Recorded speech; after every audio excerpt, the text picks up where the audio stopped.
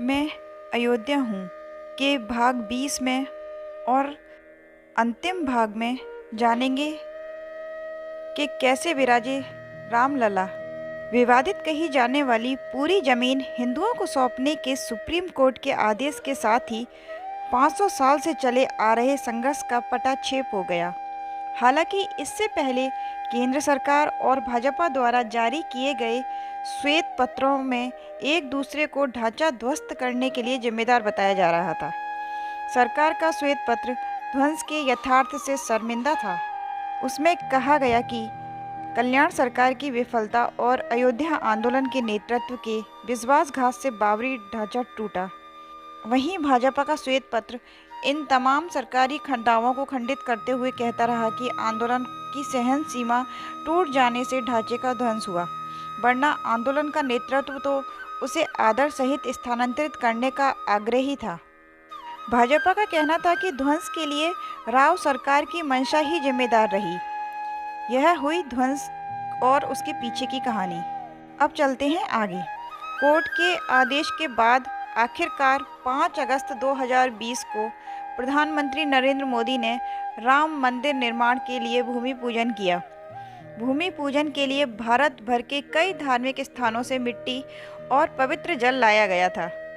श्री राम जन्मभूमि तीर्थ क्षेत्र ट्रस्ट ने मार्च 2020 को मंदिर निर्माण का पहला चरण शुरू किया।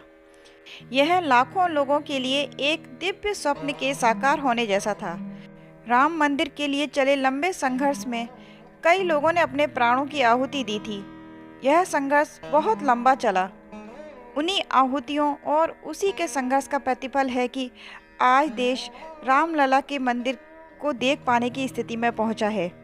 22 जनवरी को 5 साल के रामलला की प्राण प्रतिष्ठा हुई।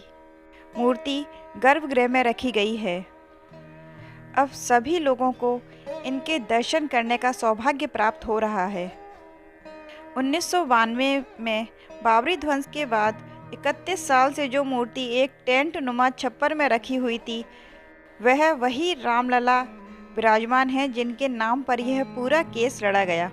लोग जब टेंट में अपने भगवान के दर्शन करने जाते थे तो एक चक्रवर्ती सम्राट के चक्रवर्ती ज्येष्ठ पुत्र राजा रामचंद्र को यूं टेंट में देखकर मन लोगों का बहुत दुखी होता था।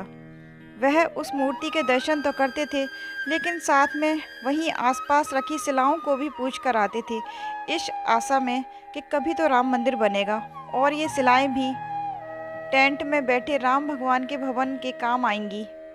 आखिर 22 जनवरी को वह दिन आ ही गया। लाखों करोड़ों लोगों की भावनाएं फलीभूत हो रही हैं। फिलहाल समय का चक्र घूमा। अयोध्या में पैदा हुई हिंदुत्व की लहर जो बीच में कहीं छूमंतर हो चुकी थी, उसे फिर से जगाने की कोशिश हुई। जहां तक 500 साल पुराने अयोध्या के घाव का सवाल है, वह धीरे धीरे सूख रहे हैं। विषाद और तनाव के आंसू भी सूख चुके हैं। सरयू में हर तरफ उत्साह और उमंग की लहर है। त्रेता युग से आज तक राम के जीवन काल और उसके बाद उनके मंदिर के लिए 500 साल तक चले संघर्ष और उसके सुखद परिणाम तक के इस वृतांत को हम यहीं विराम देते हैं। और जिन्होंने भी इस राम मंदिर बनने के लिए जो बलिदान दिए, जिन्होंने इस मंदिर को बनने के लिए कोशिश की और जिन्होंने करोड़ों लोगों के इस सपने को पूरा किया, उन सभी लोगों को बहुत धन्यवाद और उनके परिवार वालों को भी धन्यवाद। नवनीत गुर्जर की यह लिखी हुई कहानी दैनिक भास्कर के सौजन्य से मुझे प्राप्त हुई, जो मैंने चित्र के माध्यम से आपके समक्ष रखी। जय श्री राम।